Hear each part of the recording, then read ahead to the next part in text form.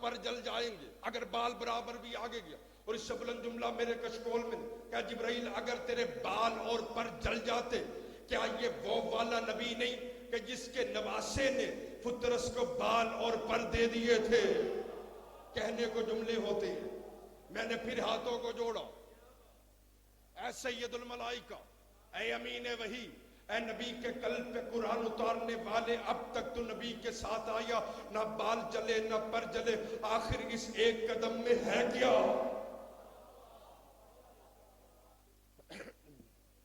آخر اس ایک قدم میں ہے کیا؟ آواز جبرائیل آئے گی، اب تک میرے ساتھ تھا مصطفیٰ کا نور. غور ہے کہ نہیں؟ پہلا آسمان آیا نبی کا نور ساتھ، جو پوری تقریر میں نہیں بولا. اگر جملے سے جملہ مل جائے، عقیدے سے عقیدہ مل جائے، نظریے سے نظریہ مل جائے تو سیدہ کی عظمتوں کو سلام کیجئے گا. اب تک تو نبی کے ساتھ آیا، نہ بال جلے نہ پر جلے، آخر اس ایک قدم میں ہے کیا؟ آواز جبرائیل آئے گی، اب تک میرے ساتھ تھا مصطفیٰ کا نور.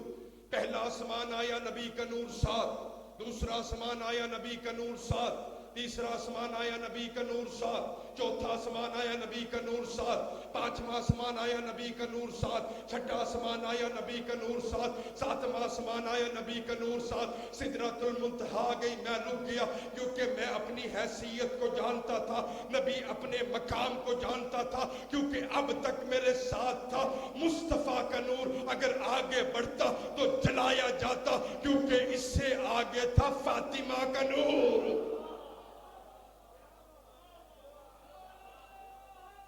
کتنا ٹائم ہو گیا؟ اس سے آگے تھا فاطمہ کا نور. غور ہے کہ نہیں؟ اس سے آگے تھا. سیدہ نے عالم نور کو چھوڑا. آپ میری طرف دیکھیے، گفتگو نہیں کرنی، میری طرف دیکھیے، میں آپ کے لیے کھڑا ہوں، آپ کی وکالت کر رہا ہوں.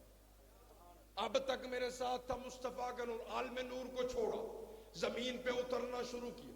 اسی لیے رسول خدا کی دو زندگانیاں تھیں، ایک مکی زندگی، ایک مدنی زندگی. مکے کی زندگی میں رسول خدا کیا کرتے؟ جیسے ہی رسول خدا سفر پہ جاتے، فوری سفر پہ نہ جاتے، سب سے پہلے بیت اللہ آتے، اللہ کے گھر کو سلام کرتے، رکوع کرتے، سجدہ کرتے. جیسے ہی سفر سے واپس آتے، سب سے پہلے بیت اللہ آتے. کاش آپ جملے کی نزاکت، کیفیت اور معرفت کو سمجھے اور معراج پہ جا کے جملہ سنیں. جیسے سفر سے واپس آتے، گھر نہ آتے، سب سے پہلے بیت اللہ آتے، اللہ کے گھر کو سلام کرتے، رکوع کرتے، سجدہ کرتے. جیسے ہجرت کر کے مدینے آئے، اب جیسے سفر پہ جاتے، اب رسول خدا کو بیت اللہ کی یاد آنے لگی. اب رسول خدا کیا کرتے؟ گھر سے چلتے، سیدہ کے دروازے پہ آتے، آیت تطہیر پڑھتے، تو پتہ چلا رسول خدا کی نظر میں جتنی عظمت کعبے کی تھی اتنی عظمت سیدہ کے دروازے کی تھی.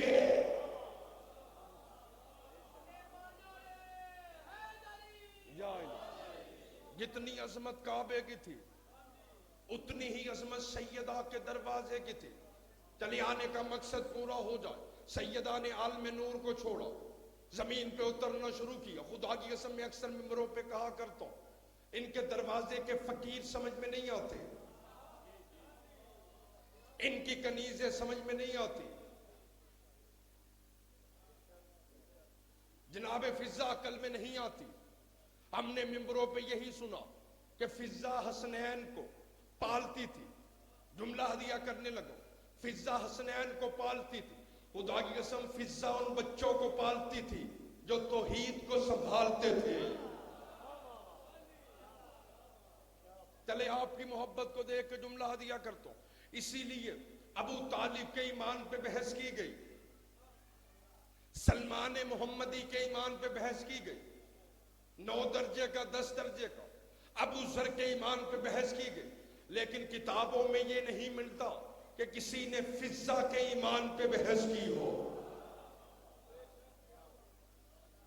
10 درجے کا سلمان، ان کے دروازے کے فقیر سمجھ میں نہیں آتے. یہاں پہ نیتیں دیکھی جاتی. یہ انڈیا میں بیٹھا ہوا خواجہ معین الدین سمجھ میں نہیں آتا.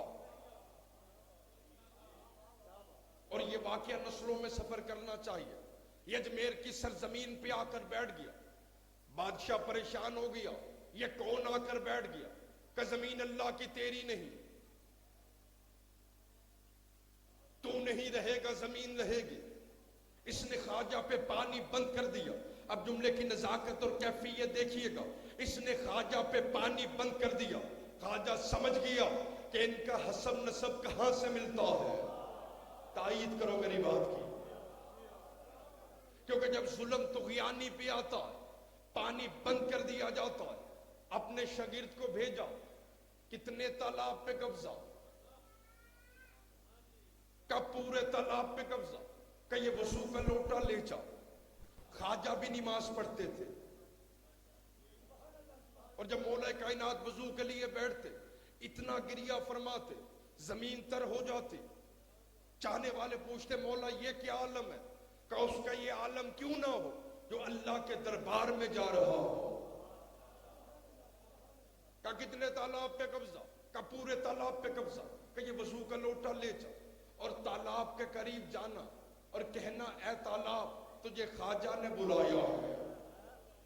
اچھا جتنے پریشان بیٹھے ہو پچھلے صاحبان, یہ بول کے بتائیں کہ وضو کے لوٹے میں کتنا پانی آئے گا. پریشان ہو گئے, تھوڑا سا پانی آئے گا. جیسے ہی قریب آیا سپاہیوں نے کہا کتنا پانی لے جائے گا؟ تھوڑا سا پانی آئے گا. جیسے قریب آیا سپاہیوں نے اجازت دی.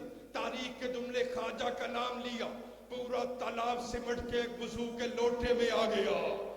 پورا تالاب سمٹ کے ایک وضو کے لوٹے میں آ گیا.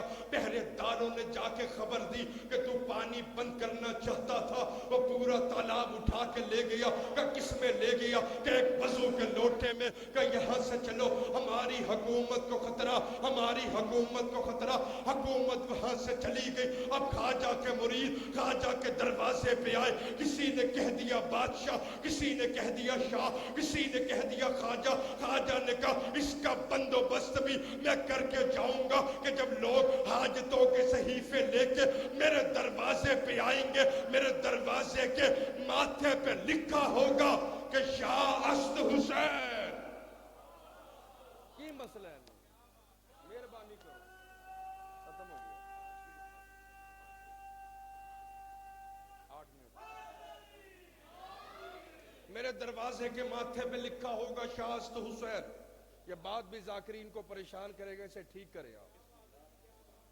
کہ جن کا فقیر ایسا ہو, قریب آ گیا, کہ جن کا فقیر ایسا ہو. اور یہ میرے دادا محترم جملہ پڑھا کرتے تھے, نعیم الملت قبلہ غلام حسین نعیمی شہید. کہ جن کا فقیر ایسا ہو کہ پورا تالاب سمٹ کے ایک وضو کے لوٹے میں آ جائے. اور امیر بھی ایسا ہونا چاہیے جو پورے قرآن کو نقطے میں بند کر دے.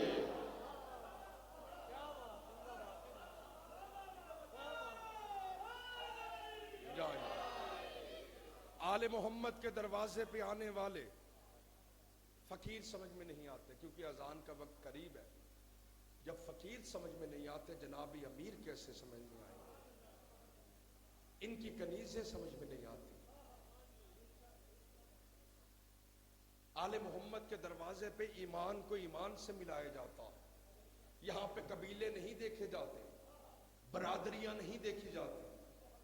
بلال تھا کالے رنگ کا, عرب میں جسے سب سے زیادہ حقیر جانا گیا. ایک غلام, ایک کنیز بازار میں فروخت ہوتے. کہاں کا رہنے والا تھا؟ حبش کا رہنے والا تھا. رسول اللہ کے دروازے پہ سر جھکایا. رسول خدا نے اتنا شرف دیا بلال کو کہ کعبے کی چھت پہ کھڑا کر دیا. اب پیسے والے نیچے ہیں, رسول کا غلام اوپر ہے. ڈالر والے نیچے, رسول کا غلام اوپر.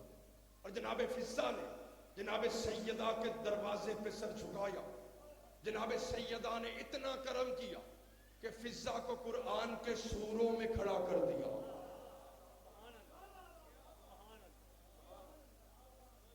انہی کنیزوں میں ایک کنیز شیری بھی تھی.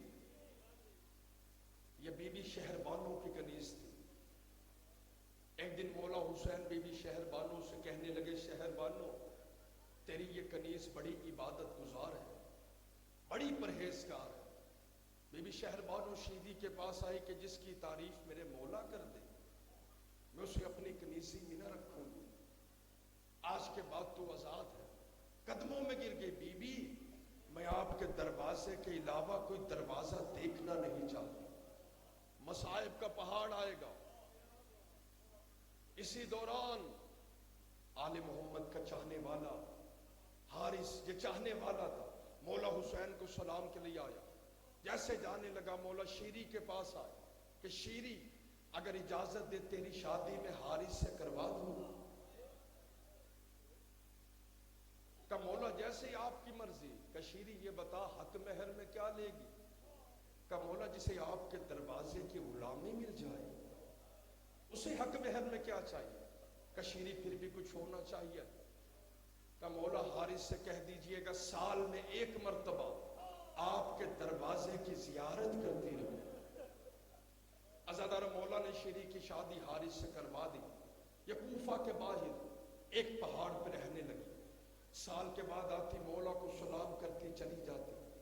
وقت گزرتا گیا گزرتا گیا، جیسے ہی 60 ہجری کا سورج طلوع ہوا شیری مولا حسین کو سلام کے لیے آئی۔ جیسے جانے لگی مولا کی آواز ہے شیری اگلے سال کا ارادہ ہے۔ شیری تڑپ کے رہ گئی کہ مولا آپ نے کبھی پوچھا نہیں، ہر سال کی طرح آپ کے دروازے پہ آتی رہوں، تیرے مولا کی آواز ہے شیری اگلے سال حسین تم سے ملنے کے لیے آئے گا۔ کہ شیری میں اکیلا نہیں، علی اکبر بھی ساتھ آئے گا۔ اس سے بڑے مصائب کے جملے نہیں، قاسم بھی ساتھ آئے گا، عباس بھی ساتھ آئے گا۔ شیری نے ہاتھوں کو جوڑا، مولا میرے گھر کے مقدر جاگ جائیں گے، میرے گھر میں فرشتوں کی قطاریں لگ جائیں گی، میرے سردار آ جائیں گے۔ شیری کو کیا معلوم تھا آل محمد کا قافلہ کوفہ کے بازار میں کیسے آئے گا۔ عزادارو یہاں تک لکھا گیا شیری واپس آئی، مولا کا انتظار کرنے لگی۔ شیری نے مولا حسین کے لیے کرسی بنوائی، یہاں پہ میرے سردار میرے آقا بیٹھیں گے۔ یہاں تک لکھا گیا شیری نے علی اکبر کے لیے مسند بنوائی، یہاں پہ علی اکبر آرام کریں گے۔ اس سے بڑا مصائب کا جملہ نہیں۔ جیسے وقت گزرا شیری کو معلوم ہو گیا حسین کے گھر میں ننا علی اصغر بھی آ گیا۔ شیری نے اصغر کے لیے جھولا بنوایا، یہاں پہ علی اصغر آرام کریں گے۔ عزادارو وقت گزرتا گیا گزرتا گیا، ادھر 2 محرم کو حسین کربلا آ گیا، 7 کو پانی بند کر دیا گیا، 10 محرم کو شبیر جنازوں پہ جنازے اٹھانے لگا۔ میں نے سارا مصائب چھوڑ دیا، سروں کو کاٹا گیا۔ ایسے ہی سروں کو کاٹا گیا کہ ام لیلہ کے سامنے علی اکبر کا سر کاٹ دیا گیا، ام فروا کے سامنے قاسم کا سر کاٹ دیا گیا۔ سروں کو کاٹا گیا، نیزوں پہ بلند کیا گیا، بیویوں کے ہاتھوں میں رسیاں ڈالی گئی۔ عزادارو 13 یا 14 محرم کو یہ قافلہ کوفہ کے بازار میں آیا۔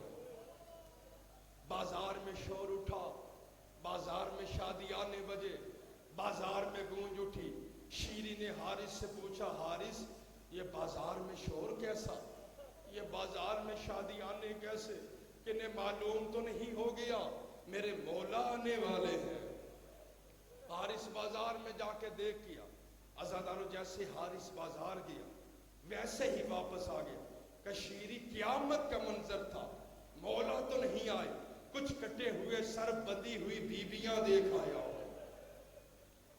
کہ شیری اس قافلے میں 4 سال کی بچی دیکھ آیا، کہ جس کے چہرے پہ تماچوں کے نشان، کہ جس کے کانوں سے تازہ خون، اتنی بھوکی اور پیاسی ہے کسی سے کچھ نہیں مانگتی۔ عزادار شیری نے اپنے ہاتھوں سے کھانا بنایا۔ حارث یہ کھانا لے جا، یہ میرے مولا حسین کا صدقہ ہے، دعا کر میرے مولا حسین کے گھر والوں کی خیر ہو۔ عزادارو جیسے حارث بازار آیا ویسے ہی واپس آ گیا۔ کہ شیری قیدیوں نے بڑا عجیب سوال کر دیا کہ جا گھر والی سے پوچھ کیا کہ کھانا صدقے کا ہے یا ہدیے کا ہے۔ عزاداروں یہ جملہ آنا تھا، شیری کے سر پہ چادر نہ رہی۔ یہ سوال میرے مولا کے گھر والے کر سکتے ہیں، حارث مجھے اجازت دے اور میں تیرے ساتھ بازار جاؤں۔ حارث نے اجازت دی، شیری بازار آئی، کٹے ہوئے سروں کو دیکھا لیکن شیری پہچان نہ پائی۔ ایک ضعیف کے پاس آئی، بھائی آپ کہاں کے رہنے والے؟ کہا مدینے کے رہنے والے۔ اسی دوران شیری کی نظر بیبیوں کی طرف پڑی، یا زینب عالیہ کی آواز آئی، اے بیبیوں مجھے چھپا لو اور مجھے شیری نہ دیکھے۔ بیبیوں نے بالوں کا پردہ بنایا، عزادار و شیری قریب آئی، اے بیبیوں تم کہاں کی رہنے والی؟ کہا مدینے کی رہنے والی۔ شیری آگے بڑھی، کہا مدینے میں میری آقا زادی بھی رہتی ہے۔ ایک بی بی پوچھنے لگی تیری آقا زادی کا نام کیا؟ شیری 4 قدم پیچھے ہٹی، اے بی بی اس کا نام نہ پوچھنا۔ کہا کوفے کا بازار، کہا شرابیوں کا مجمع، کہا بدمعاشوں کا مجمع، کہا علی کی پردے دار بیٹی۔ یہ جملہ کہنا تھا، زینب نے بالوں کو ہٹایا، شیری پہچان لے تیری آقا زادی بازار میں آ گئی۔ شیری نے زینب کو دیکھا، چہرے پہ ماتم کیا، سروں پہ ماتم کرنا، چہرے پہ ماتم کیا۔ اسی دوران نوکے نیزہ سے حسین نے قرآن کی تلاوت کی۔ شیری ماتم کرتے ہوئے سر حسین کے نیچے آئی، ہاتھوں کو جوڑا، جوڑ کے کہنے لگی مولا اگر ایسے آنا تھا تو کبھی نہ آتے۔ کا شیری حسین نے وعدہ پورا کیا، حسین اکیلا نہیں، علی اکبر بھی ساتھ، قاسم بھی ساتھ، عباس بھی ساتھ۔ شیری نے سروں کو دیکھا، اکبر کا سر نظر آیا، قاسم کا سر نظر آیا، رو کے کہنے لگی مولا اکبر کا پرسہ بعد میں، قاسم کا پرسہ بعد میں، مولا عباس کہا تھا؟ کا شیری وہ گھوڑے کی گردن میں عباس کا سر، اور جب سے سکینہ کو تماچے لگے، زینب کے سر سے چادر اتری، خیموں کو آگ لگی، عباس کا سر نیزے پہ اور بلند رہی۔